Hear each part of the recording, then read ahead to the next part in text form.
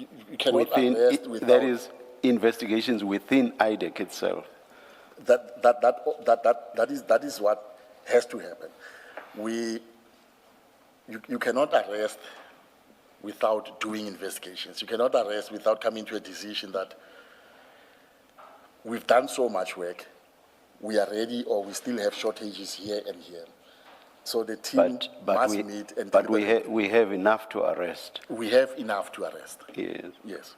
Now, the way you frame it in this, in these two sentences, it appears you are not aware at all that there were any investigations, and not just investigations that ought to have led to the arrests you heard about this morning. Yes. Chair, what I'm stating there, indeed, is I was not aware, but it's because this case was not in my group. I get to the office, and the office is buzzing with people talking. You're sinking. You feel the pressure, the unknown. It's closing in. You try to stay strong, but the worries of the future feel like they're pulling you under. Life seems chaotic and out of control. In the storms of life, where do you turn? In times of uncertainty, there is one that will carry you through. He is an anchor of hope and peace. That anchor is Jesus, God's Son, who died on the cross for you. He took our burdens upon himself, then rose from the dead to offer eternal life to anyone who asks for forgiveness and trusts in him. When things feel unstable, you don't have to drift through the unknown alone. Let Jesus be the anchor that holds you steady. Click to connect with an online volunteer to learn more about starting a relationship with Jesus. Unusual, since every matter is headed by a DPPP as its project owner. Advocate Sereni, before you move away, was it out of concern at that point, or was it interest? And if it's concern, why were you concerned at that point? It was more out of interest. Everybody's talking about this case. Generals in the police arrested, and naturally, as a leader myself in the structure, that draws me to a point of wanting to know which cases, who are handling this case, which cases, and that is what then leads me to paragraph 3, where as I'm inquiring, I'm then told that Advocate Joy Tlatswayo, who was one of our junior state advocates, and who was at the time reporting to me, or reporting to my group, and who, without belittling her or anything, she was amongst the most junior in the office. I'm told she's the one who's handling this case. I established that she was appearing... Can I just, before we forget it, from your description or allocation of the 4 streams and the DDPPs that you allocated there, it seems that Advocate Paul Lowe would have been the DDPP responsible for this stream, because I think you said intelligence. He was responsible for that. Indeed, Commissioner. If things were done in accordance with the manual, yes. Advocate Lowe ought to have been the project owner, the DDPP in the case. But if I remember well, he was also there in the office that morning, and that is why he didn't appear to know anything about this case as well. And that is what was strange. Yeah, another kink, as it were, would have been the fact that one of your prosecutors, Advocate Tlatswayo, was the prosecutor. You told us that if someone were to be taken from a deputy by another deputy, there would be a discussion between the deputies. Obviously, from what you say here, nobody had approached you and asked that Advocate Tlatswayo be part of the prosecution in another group or team. So, as I say, so that's another kink, or that's another anomaly. Indeed, Commissioners. And I also see the name of Mr. Brian Padiachi. Was he not a senior investigator in your team? Padayashi was not in my team. He was not in your team. Yes, I think he was in the security cluster. Someone else's team. Yes. So it looks like But it was strange that a junior prosecutor was reporting to me is allocated to this case without me having been engaged. Not that it doesn't happen, like I said, I would have expected, say, maybe Advocate Paul Lowe, if he was part of that group, to have discussed the matter with me, to say, we need a prosecutor, we're having a shortage. Do you have a lot of work for Joy? If I said, oh, then we agree, they can utilize it. And was this the right team for, or rather, was this the right case for Mr. Padiachi? Or was he too misplaced, as it were? He's a senior criminal investigator, Chair. I would believe he was suited to No, be part of this. I'm asking in the context of the different groups. For example, Commissioner Baloyi said this was an intelligence matter which would have fallen under deputy law. Yes. So did Mr. Padiachi work under deputy law? He was working under advocate law. Oh, so he was in the security cluster, which was headed by advocate law. That's what I wanted The to only amazing thing, Chair, is that advocate law appeared also not to know about this case because I saw him in the office that morning. Yes. He was not properly dressed for court, or at least that he knew about the case.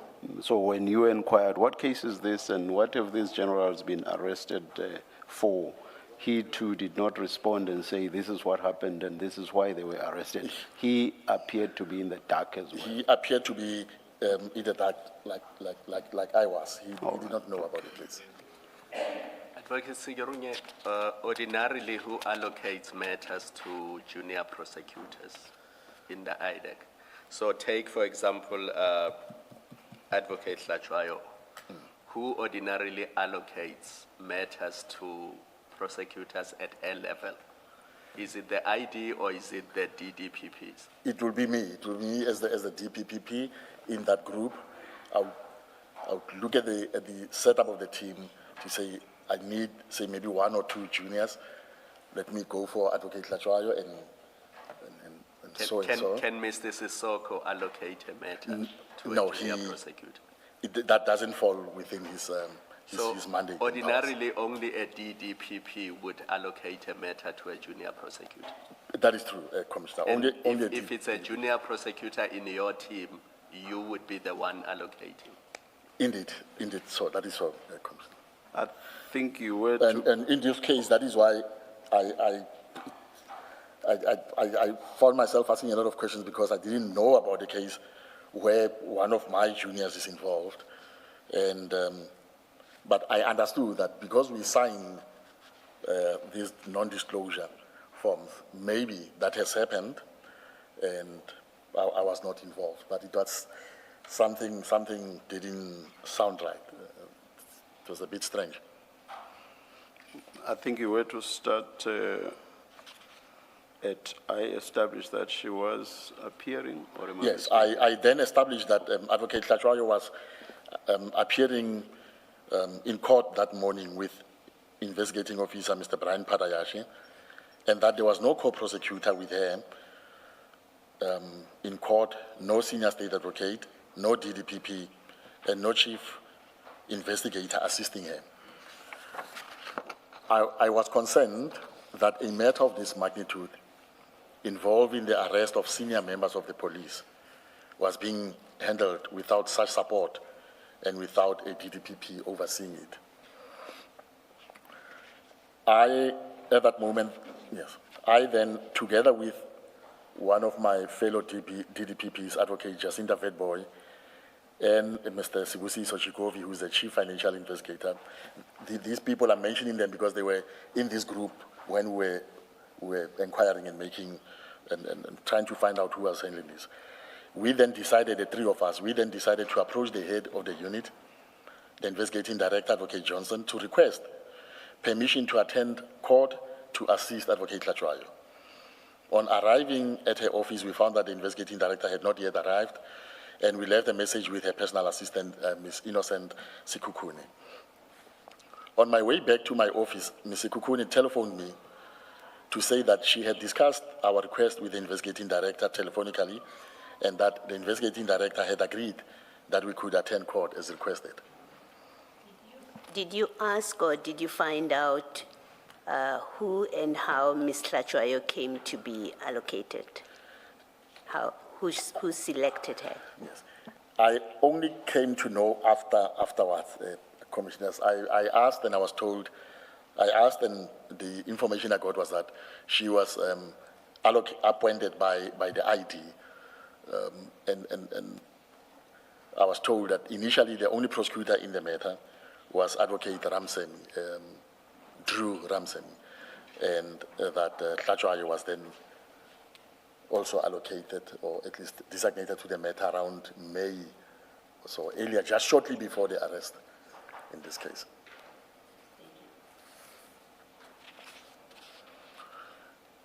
In paragraph 26, when we arrived, we were then given permission by the ID to go and assist in court. When we arrived at court, we found Advocate Tlhatjwayo in the company of the investigating officer, Mr. Padayashe, and evidently overwhelmed. The court was about to commence, and the J15, which is the administrative form to which the charge sheet is attached, had not been completed, there being some 7 accused involved in the matter. Advocate Vedboy obtained the necessary J15. I remember she literally rushed to the clerk of the court, brought a blank form. I then took the docket from Mr. Padayashe. I then started reading out the names of the accused as they appeared in the docket to Ms. Vedboy, who was then, to Advocate Vedboy, who was then completing the J15, which was then handed to the clerk to register the matter on the book. Our assistants enabled Advocate Tlhatjwayo to consult with the defense legal representatives. The courtroom was full of police officers, family members of the accused, and members of the press. Advocate Vedboy and Shikovi obtained seats at the back of the court. As there was nowhere else to sit, I then sat in front next to Advocate Tlhatjwayo, and Mr. Padayashe, the investigating officer, was seated directly behind us. I was not the prosecutor in the matter. My colleagues and I attended solely to support Advocate Tlhatjwayo. The proceedings commenced before the magistrate, Mr. Madlanga, whom I did not know and was seeing for the first time. Advocate Tlhatjwayo conducted the bail proceedings on behalf of the state, indicating that the state was not opposing bail and setting out the reasons. The legal representatives of the accused moved their bail applications by reading their client's supporting affidavit into the record. At various points, Advocate Tlhatjwayo experienced difficulty in answering questions from the court and conferred with me and with Mr. Padayashe, who was seated behind us. In the course of dealing with the bail application, Advocate Tlhatjwayo asked the court to impose a condition that the witnesses not be contacted or interviewed by the accused. The magistrate indicated that he required a list of the witnesses, as he could not simply warn them, and he appeared not to be satisfied with her response. The magistrate then invited me to address him, observing that I appeared to be from the same office.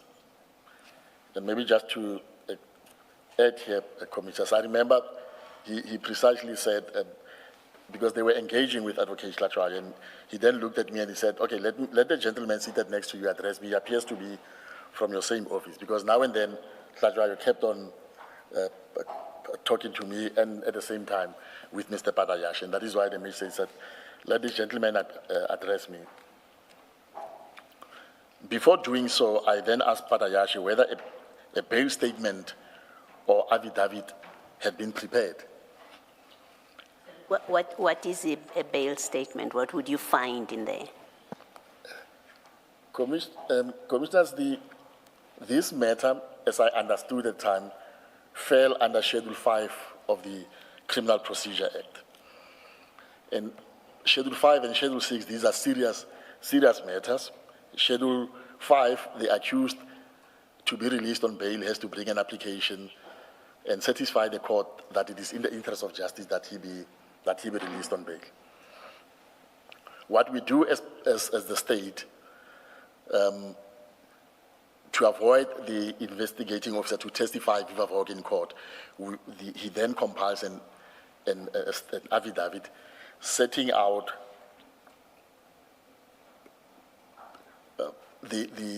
even if the state is not opposing, the reasons why we are not opposing. For example, we would have verified the addresses of the accused. The statement will state, we've checked their criminal records. They don't have criminal records. They are not a flight risk. They are gainfully employed, and all those kind of issues, they'll come into the statement. We either do that by way of an affidavit of the statement, or the IO has to go into the box, and as a prosecutor, I'll then have to lead him to cover all those aspects. And you say that's something that happens as a matter of course with Schedule 5? It has to happen. I know, Commissioner, that there are instances where the state is not opposing, even when the state is not opposing bail, and the prosecutor addresses the court from the bar saying, we're not opposing bail. I know of instances where the courts would have insisted at least on some form of evidence, formal evidence from the state, at least by way of an affidavit from the IO or so. And I do not have case law with me, but I know there's a case or two where the court would have also said, even when the state is not opposing bail, but the court is sitting, the court needs to be assisted by the two parties. And even when the state is not opposing bail, but you, as an officer of the court, you have to address the court, say why you are not, give this information to the court. So if you have compiled an affidavit, it's easier for the court. You read it into the records saying these are our reasons. And when the court evaluates whether or not the accused has met the onus of proving that it's in the interest of justice that he be released on bail, the court has the benefit of both the state and the applicant's evidence. But in this case, the bail application or the statement was not done, which was one of the things that made me realize that this team did not appear to have been ready for this bail application. I would have expected them to, because when we were in court, I then asked Brian, just before addressing the magistrate, I asked him, did you compile an affidavit? Because now I could see the magistrate was going to engage me. So I wanted to speak out of an affidavit, not just give the court information which I was not privy of. But I remember asking him about the issue of the list, and then quickly he said, no, we have other outstanding investigations against some of these people. So that is why we don't want the list of these people to be known, because if we list them, that's going to impact on our outstanding cases. And that is what I then delivered to the court when the court was asking Tlatswayo, why not the list? I'm at the paragraph where the magistrate invites me to address him, and before doing so, I then asked Padayashi whether a bail statement or affidavit had been prepared. It had not. Mr. Padayashi explained that the witnesses had been told that if they were contacted by the accused, they should immediately report to him.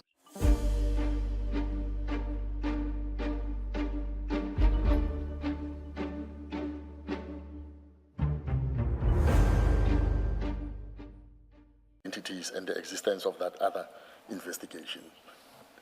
This is what I delivered to the court. On that. Sorry. So where you say in line 1, 2, 3, 4, 5, there's a sentence that starts so that there was no danger in that regard. It's preceded by where Padayachi explains to you that witnesses have been told that if they are contacted by accused, they should immediately report it to him. And then you say so that there was no danger in that regard. Can you just explain what you're addressing there? Yeah. where you say, so